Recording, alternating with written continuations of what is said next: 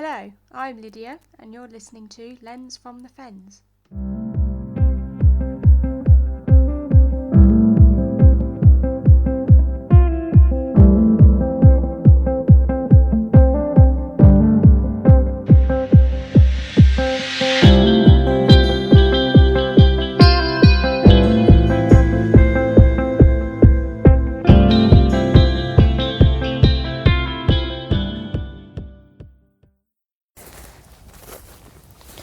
I'm out along the River Welland this morning.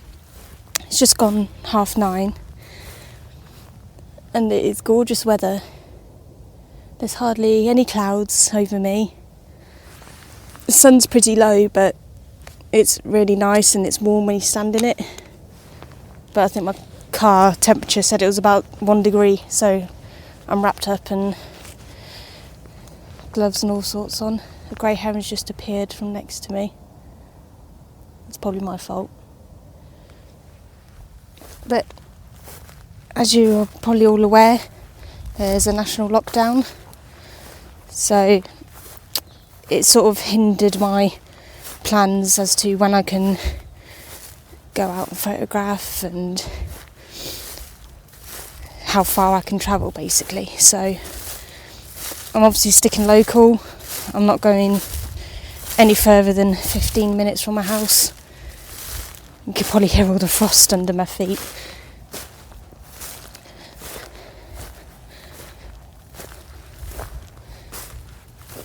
Yeah, so in terms of how I plan to go out and photograph, I can't necessarily do, because I don't really think being in a hide for hours on end counts as daily exercise.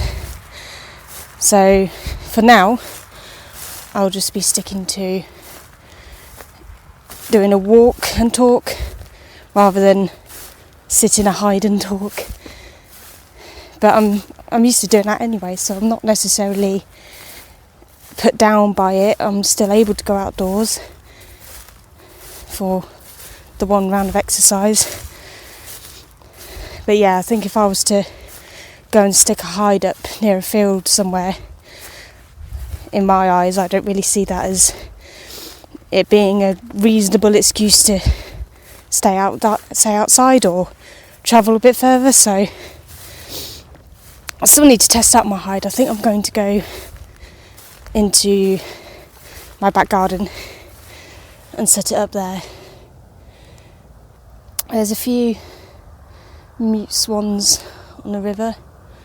A few cormorants were flying over just now. Because the sun is really bright, it's reflecting quite a lot off the river. So I don't know how I'm going to work with that into my images, because there's some swans that I'm looking to photograph. And it will be hard to not try and get them so backlit or get the water overexposed. So I'm just planning that out in my head. Looks like there's some mallard up ahead. The bit of bank that I'm walking on, about 2 weeks ago, it was completely submerged. It came up nearly to the height of the road. So this bit was underwater for quite some time. But it looks like all the grass has survived and all the reeds along the edge of the actual river bank is sort of all standing back upright. But it's weird to think that where I'm walking it was completely submerged. Of course, it wasn't the nicest colour, it was all quite muddy with the extra rain and whatnot. So I'm just trying to work out what's ahead of me. Again, with the sunlight being on my left and the river on my left, a lot of the birds are coming up as just silhouettes, so it's a bit difficult to identify them right now. But hopefully I'll be able to get a bit closer and see what they are. I'm convinced that there's definitely mallard, because there's quite an abundance of them. But there's a duck coming this way, which I'm trying to identify.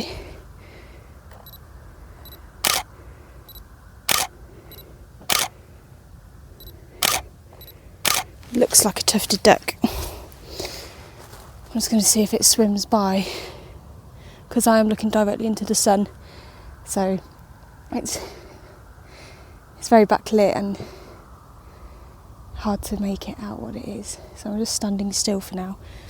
There's a lot of bulrushes in front of me, so I've got a bit of cover. It's just going past the sun now. I can't really see. Doesn't seem to be totally phased.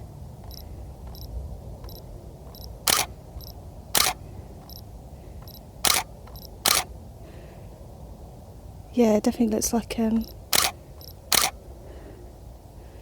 tufted duck. Did a little shake and waved its wings, which is nice. Okay. So I've gone a bit further down the riverbank, and there's a swan on land, so I'm going to get some nice photos of it. Doesn't seem too phased. It looks like a young one because the bill isn't very orange.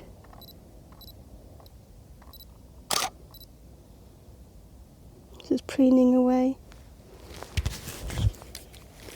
There was some cormorants up here, but they all flew off. So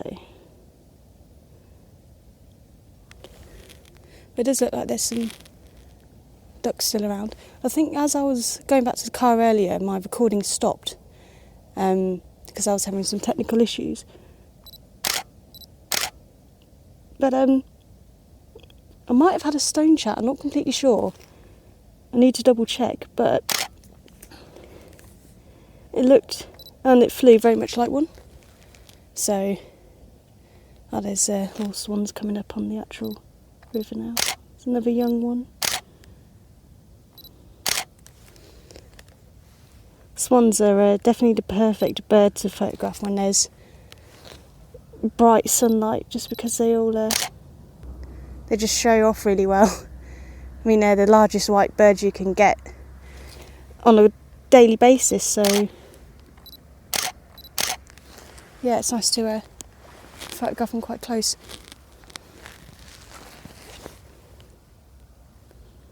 There's definitely a few young ones from probably last year.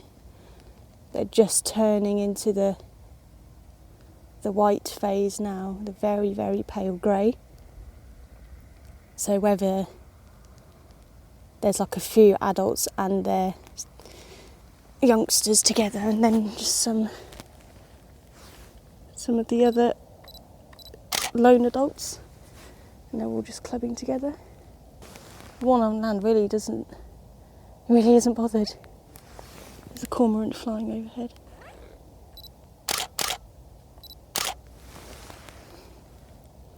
Some of the cormorants along this bit of the river, they're very distinctive in terms of patterns on their chest. Some of the younger ones, it looks like, have more of a whiter, greyer chest than the all black adults. But like I said, they don't stick around for too long, so I can't.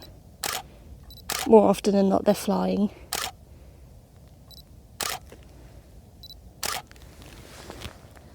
But yeah, I'm quite enjoying photographing these swans right now. I think because I haven't set out initially with an idea in mind, which I know I need to work on, but given the circumstances, I'm sort of falling back into just photographing what's there. If you stay around long enough, you can actually get some interesting stories. Like at the minute, one is very defensive. One of the swans is, and it's chasing off another adult. You can definitely get a story just from sticking around a little bit longer and just seeing what happens.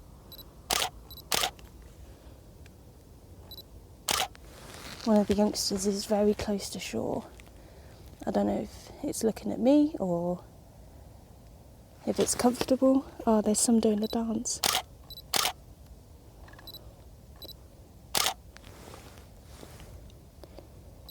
There's a pair of adult mutes swans doing a dance together. They're copying each other.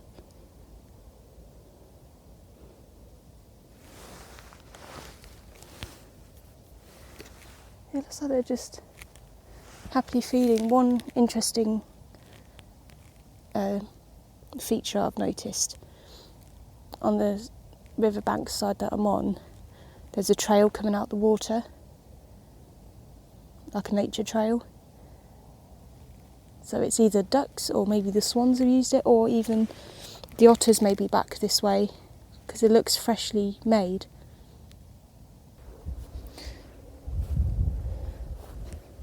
I'm just back at the top of the bank and I can see pheasants on the field opposite.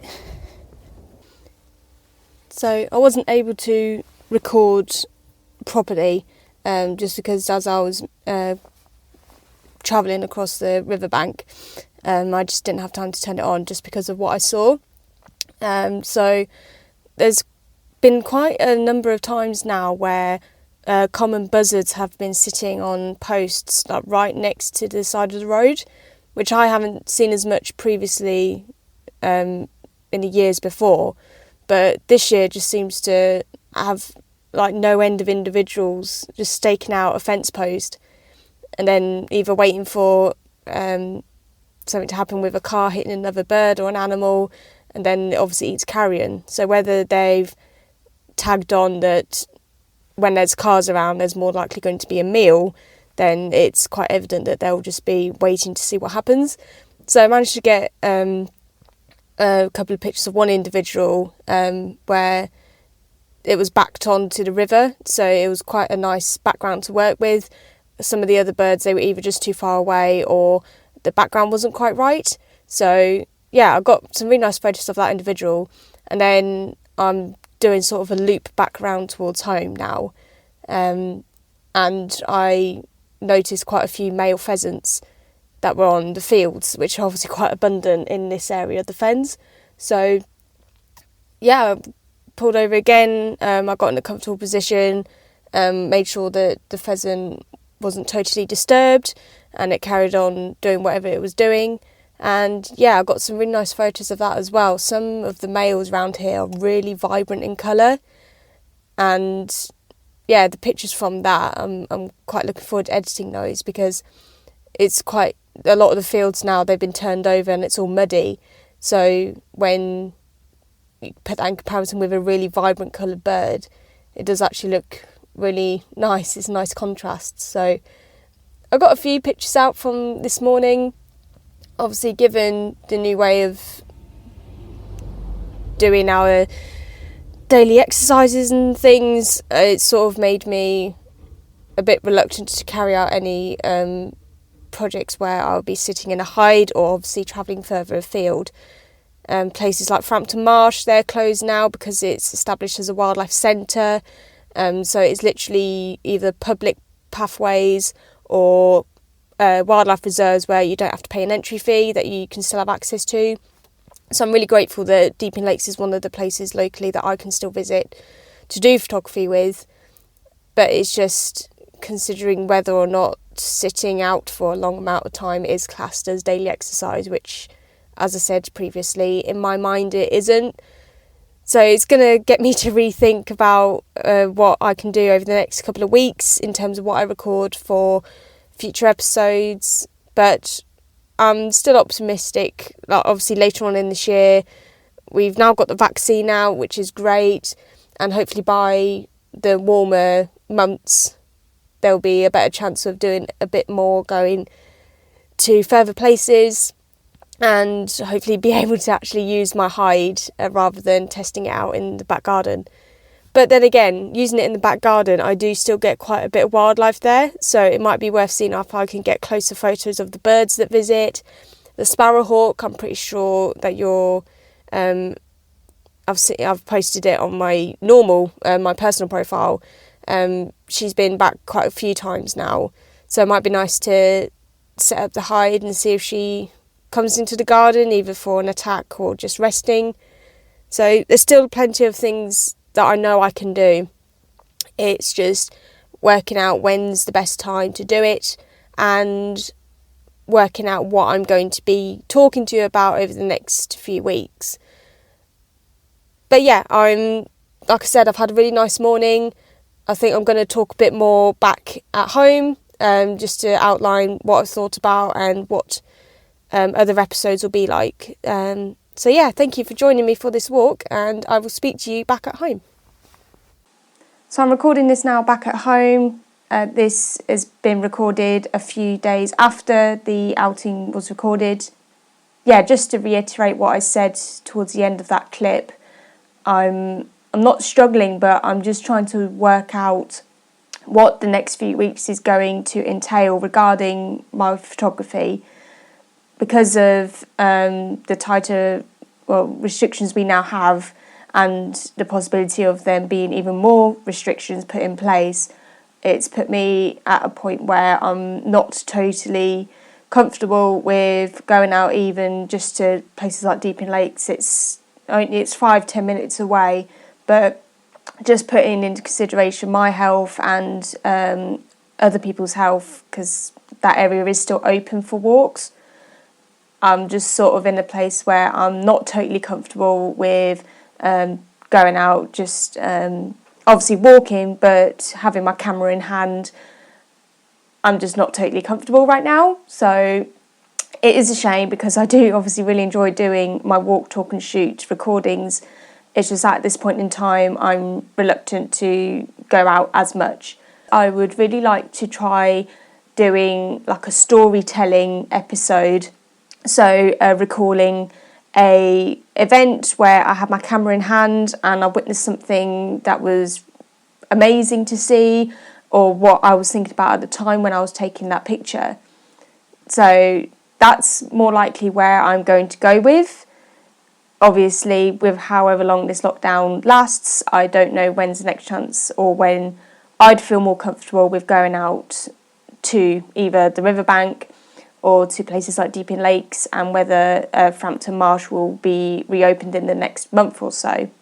So yeah, as I said, it's hard to think about, but I've got a feeling that this will be for the better, and there's still the spring and the summer months yet to come, which means there'll be more summer visitors migrating over, and there's more daylight to play with. So it's going to be difficult, but I really appreciate all you listeners tuning in, and yeah, hopefully you'll stick around to hear what other ideas I have in place.